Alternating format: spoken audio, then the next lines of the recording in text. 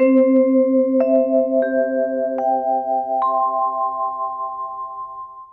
बोल राम जी महाराज की जय। अन्य प्रसंगों को यहाँ श्रवण कराते हैं। श्री शुभदेव जी महाराज कहते, राजन एक बार श्री नारद जी महाराज पांडवों का राजसूय यज्ञ का निमंत्रण लेकर के द्वारकापुरी पधारे। भगवान पूरे परकर को साथ लेकर पांडवों के यहाँ पहुंचे। तब हमारे सभी पांडवों ने बड़ा सुंदर स्वागत किया। लेकिन युधिष्ठिर जी महाराज कहते हैं, अरे द्वारकाधीश, राजसूय यज्ञ करने का मन हो रहा है, लेकिन सभी राजाओं की स्वीकृति तो हमारे पास आ गई, लेकिन अभी तक जरासंध की स्वीकृति नहीं आई।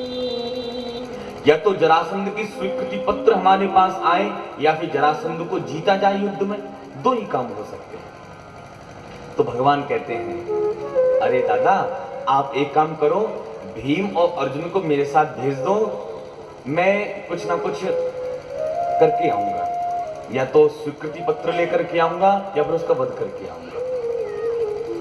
तो भीम और अर्जुन को साथ लेकर जब भगवान मगध की ओर चलने लगे, तो भीम और अर्जुन से कहते हैं, चलिए आप दोनों जल्दी से कपड़े उतार लीजिए और बाबा जी बन जाओ।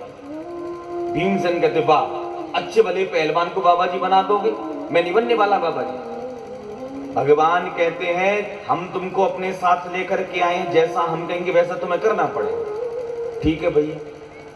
तो भैया तीनों बाबा जी बन गए और जरासंध के घर पहुंच गए। जरासंध ने जब ब्राह्मणों को आते देखा तो खूब स्तुति की, खूब आदर किया। और जरासंध कहता है, महाराज जी, आपको भिक्षा में क्या चाहिए? तो प्रभु कहते हैं, राजन, भिक्षा में देना चाहो तो युद्धम नो देहि राजेंद्रो द्वंद्व सो यदि मन्यसे युद्धार्थिनो वयं प्राप्ता राजन्यानन्य कांक्षिणः। राजन, युद्ध में देना चाहो तो युद्धम नो देहि राजेंद्रो, हमें तो युद्ध की भिक्षा चाहिए। जो युद्ध की बात भगवान ने की, जरासंध तो उछल पड़ा। अरे पंडित जी महाराज, पंडित होकर के युद्ध वाली बात करते हो? लड़ना भिड़ना तो क्षत्रियों का काम है। पंडितों का काम तो प्रेम से भंडारे सटकाना होता है, भगवान का भजन करना होता है। तो भगवान कहते हैं, हम भी कोई भोजन भट्ट ब्राह्मण नहीं है। राजन न अन्न कांक्षिण, हम अन्न के कांक्षी ब्राह्मण नहीं हैं, हम भी क्षत्रिय हैं। अच्छा, जरासंध कहता है, मैं वचन देता हूं, मैं तुमसे युद्ध करूंगा, लेकिन पहले आप लोग अपना ठीक ठीक परिचय दीजिए। तो भगवान परिचय सबका देते हैं। असौ ब्रकोदर पार्थ तस्य भ्रातार्जुनो ययम्। ये महाराज जो आपको रष्ट पुष्ट दिख रहे हैं, ये हमारे गदाधर भीमसेन हैं। असौ ब्रकोदर पार्थ, और ये जो दिख रहे हैं आपको दूसरे नंबर के, तस्य भ्रातार्जुनो ययम्, ये गांडीव धनवा अर्जुन है। जरासंध कहते हैं, ओहो, ये भीमसेन गदाधर भीम और ये गांडीव धनवा अर्जुन, इतने बड़े बड़े योद्धा। भीमसेन कहते हैं, इस छलिया कन्हैया ने अच्छे भले पहलवान को बाबा जी बनाकर खड़ा कर दिया, बेइज्जती और करा रहा है हमारी यहाँ पर। जरासंध कहता, तू बहुत बकर बकर कर रहा है, तेरा नाम क्या है? तेरा कोई नाम नहीं है क्या? तो भगवान बाद में कहते हैं, अनयो मातुलेयम माम कृष्णम जानी हते ऋतुम। हम इन दोनों के मामा जी के लड़के। जरासंध कहता है, पहले मैं इनके मामा, तो इनके पिताजी को ढूंढता फिरूं, फिर कौन बहन है इनकी? अरे तेरा कोई नाम नहीं है क्या? तो भगवान हंसकर कहते हैं, हम तुम्हारे वही पुराने शत्रु कृष्णम जानी हते रिपुम, हम द्वारकाधीश कृष्ण हैं। अब तो जरासंध उछल गया, अरे भगोड़े आ गया फिर से लड़ने के लिए। याद कर उस दिन कैसा भगाया था मैंने तेरे को, ध्यान भूल गया क्या? भगवान के तो सब याद है। अब बताओ किससे युद्ध करोगे तुम? तो जरासंध कहता, तेरे से तो युद्ध करने वाला नहीं, तू कब लड़ते लड़ते भाग जाए ये कोई पता नहीं है। देखो जरासंध विचार करने लगा यदि कृष्ण से युद्ध करते हैं तो खतरा ही है। 17 बार इसने हराया और 18वीं बार बड़ी मुश्किल से जीता। यदि अब हरा देगा तो जीते जिताए हुए पानी और फिर जाएगा। इसलिए भैया बच्चे से तो लड़ना ही नहीं चाहिए। बच्चे को यदि आपने हरा दिया तो सब लोग पता है क्या कहते हैं, अरे बच्चा ही तो था, गिरा दिया तो क्या हो गया। और कहीं बच्चे ने आपको गिरा दिया, अरे भैया फिर तो भैया पूरे किए कराए में पानी उभर जाता है। प्रेम से बोलिए राधे राधे। जरासंध कहता है और अर्जुनो न भवेत योद्धा, ये 1.5 हड्डी का अर्जुन मेरे से क्या युद्ध करेगा। हाँ भीमस्तुल्य बलो मम, ये भीमसेन मेरे समान शक्तिशाली है, ये मेरे हिसाब का है, इससे मैं युद्ध करूंगा। अब भीमसेन अकड़ गए। देखो भैया पहलवानों के आगे सब फैल, अर्जुन भी फैल और कृष्ण भी फैल, अकड़ दिखाने लगे, अभिमान करने लगे। भगवान कहते हैं अच्छा भीम दादा अभिमान कर रहे हो तो भैया प्रेम से लड़ना आप अपने हिसाब से। जैसी प्रातः काल हुआ जरासंध आया 2 गदाओं को साथ लेकर के, दोनों गदाएं सामने रख दी और भीमसेन से कहता है भैया भीम जो गदा तुम्हें अच्छी लगे उसको उठा लो। भीमसेन ने दोनों गदाओं को ध्यान से देखा, एक गदा अच्छी लगी उसको उठा लिया। अब युद्ध प्रारंभ यहां पर होता है, इसको कहते हैं धर्म युद्ध। युद्ध होना प्रारंभ होता है। प्रातःकाल सूर्य उदय होते ही युद्ध प्रारंभ होता है और जैसी सूर्यास्त होता है भगवान शंख बजाते हैं, युद्ध विराम हो जाता है। युद्ध विराम हुआ, दोनों गदाओं को रखते हैं, दोनों गले मिलते हैं और रात्रि में सब एक साथ भोजन करते हैं। अच्छा भोजन भी करते जाते हैं और प्रशंसा भी करते जाते हैं। अरे भैया भीमसेन आपने ये जो दांव लगाया था ये बहुत अच्छा लगाया, मुझे बहुत पसंद आया। तो दोनों के कर्तव्य की बड़ी प्रशंसा गाते हैं, एक साथ भोजन करते हैं और एक साथ सोते हैं।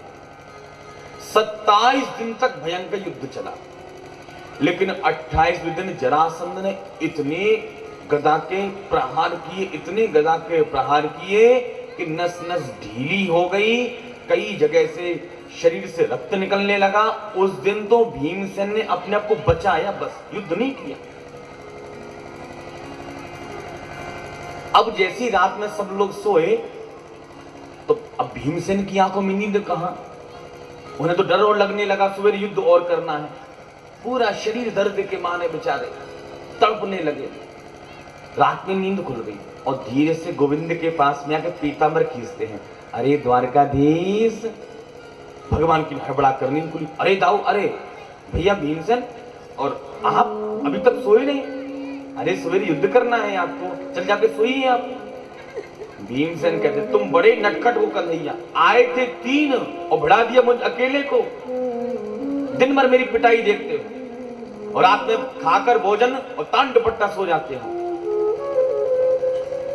गोविंद कहने लगे दाऊद भीम दादा तनिक आराम से बोलो, जरासंध पास में ही लेटा हुआ है, वो सुनेगा तो आपके बारे में क्या सोचेगा। भीमसेन कहने लगे लाला कन्हैया सुन ले मेरी बात, मुंह को बचानो चाहे तो रात में भाग चले आते, सवेरे मैं ना युद्ध करने वालों आते, मेरे शरीर में इतनी सामर्थ्य नहीं है। भगवान समझ गए भीम दादा की अकल ठिकाने आई गई अब तो गोविंद कहते हैं दाऊ दादा भीम दादा आप अपने मन से 27 दिन युद्ध करते रहे, अब कल का युद्ध आप मेरे मन से कर लेना। आप एक भी बार मुझको नहीं देखते युद्ध करते समय, तो ठीक है लाला कल तेरी और देख के युद्ध करेंगे, लेकिन युद्ध कहां से करें, शरीर में तो इतना दर्द है रहा है। तो भगवान ने अपना हाथ जैसे ही भीम दादा के शरीर पर फेरा, पूरे घाव भर गए और स्वस्थ हो गए। भीम दादा कहने लगे लाला कन्हैया तेरे हाथ में तो बड़ा जादू है, हाथ फेरते ही पूरा दर्द शांत है गया। रात्रि विश्राम करते प्रातः काल जैसे हुआ, सूर्य उदय हुआ, जैसे युद्ध प्रारंभ होता है, जैसे कोई दाव लगाने वाले भीमसेन होते हैं तो सबसे पहले द्वारकाधीश को देखते हैं। तो द्वारकाधीश क्या करते हैं, एक तिनका उठाते हैं, बीच में से चीर देते हैं, इधर उधर फेंक देते हैं। समझ में नहीं आया क्या कहना चाहते हैं। बाद में समझ में आया, ऐसा दांव मारा कि जरासंध को पकड़ा और एक पैर से अपने एक पैर से जरासंध के पैर को पकड़ लिया और अपने दोनों हाथ से दूसरे पैर को पकड़कर इतनी जोर से झटका मारा कि गुरुतः पाटयामासा शाखा में महागजः, जैसे गजराज क्रोध में आकर वृक्ष की शाखा को बीच में से चीर देता है, इसी प्रकार दो भाग कर दिए और दोनों दिशाओं में फेंक दिया और गर्जने लगे महाराज बहुत। लेकिन थोड़ी देर बाद क्या हुआ, दोनों हिस्से धीरे धीरे उछल उछल करके आए और फिर जुड़ गए। फिर जरासंध ने गदा उठाई, फिर लड़ने के लिए तैयार। भीम दादा कहने लगे लाला भाग चल, मरो मरा फिर से जिंदा है गयो ये तो। फिर युद्ध करना प्रारंभ कर दिया। ये जो जरासंध है इसका जन्म ही दो भागों में हुआ था। तो रानियों ने मरा हुआ जानकर इसको फेंक दिया था। एक जरा नाम की कन्या ने अविचार प्रयोग करके इस दोनों टुकड़ों को जोड़ दिया और मगध नरेश को यह बालक भेंट कर दिया। बड़ा शक्तिशाली यह बालक था। पुनः वही दाव भगवान ने इशारे में बताया, भीमसेन ने पुनः गिराया, उसी हिसाब से पुनः बीच में से चीरा। लेकिन अब की बार दोनों दिशाओं में फेंका तो सही, लेकिन बीच में खड़े रहे, इधर उधर नहीं हुए। उसी समय जरासंध का प्राणांत हुआ। भगवान ने शंख बजाया। जरासंध पुत्र सहदेव भगवान की शरण में यहां पर आया। भगवान कहते हैं बेटा सहदेव, ये धर्म युद्ध था और इस धर्म युद्ध में हमारे भीमसेन जीते हैं और मैं तुम्हें राजसूय यज्ञ का निमंत्रण देता हूं। आप पूरे परिकर के साथ राजसूय यज्ञ में पधारे। भगवान ने 20,800 राजा जो जरासंध के बंदी गृह में बंद थे उन सभी को मुक्त किया। सभी राजाओं ने भगवान की बड़ी प्यारी स्तुति यहाँ पर की। ये भागवत का मंत्र माना जाता है। कृष्णाय वासुदेवाय हरये परमात्मने प्रणता क्लेशनाशाय गोविंदाय नमो नमः। ये भागवत का प्राण माना गया है। प्रेम से बोलिए राधे राधे। और उन सभी राजाओं को राजसूय यज्ञ का निमंत्रण देने के बाद भगवान पुनः पांडवों के यहाँ पधारे। कहते हैं भैया इतना बड़ा यज्ञ है, सबको अलग अलग काम सौंप देने चाहिए। तो भीमो महान साध्यक्ष, भीम को भंडारे की चाबी सौंप दी। देखो भैया, जो जितना अच्छा खाना जानता वो उतना ही अच्छा खिलाना जानता है। अब किसी का 2 पुड़ी में पेट भर जाए, उसको परसने के लिए भेज दो, तो दूसरी पुड़ी में 2 बार पूछ लेगा एक और चलेगी क्या?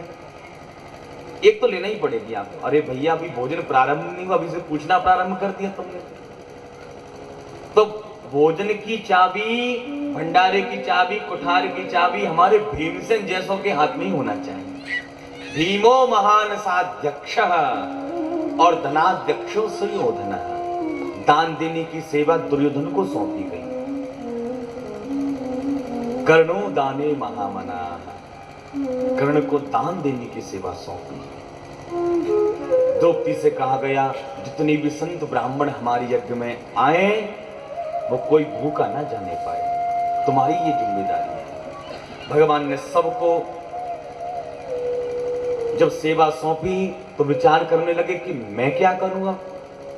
तो पांडव कहते महाराज आप क्या करोगे? आप तो ये देखना कि कौन अपना काम ठीक से कर रहा है और कौन नहीं कर रहा। भगवान कहते ये सब मैं नहीं कर पाऊंगा।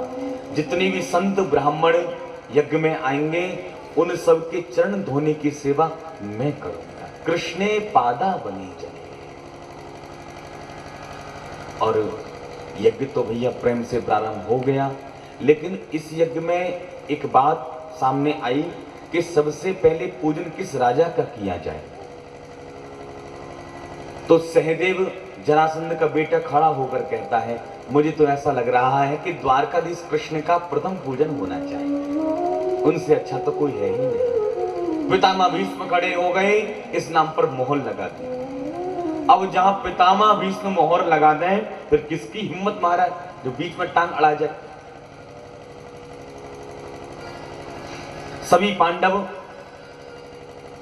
भगवान का पूजन करना प्रारंभ करते हैं। पूजन तो प्रारंभ हो गया, लेकिन एक जहरीला बैठा हुआ था उस सभा में, नाम था शिशुपाल। शिशुपाल विचार करने लगा, ओह ये वही महाराज जी हैं जो हमारी देवी जी को भगा करके ले गए थे। आज मेरा अवसर है, मैं नहीं छोड़ने वाला। गालियां देने लगा, ईसो द्रुत्य काल, इस काल की गति तो देखो, जिसके माता पिता का ठीक ठीक पता नहीं है वो आज प्रथम पूजन का अधिकारी हो रहा है। बच्चे ने कह दिया, बुढ़े ने ताली बजा दी, ये कोई घोषणा होती है?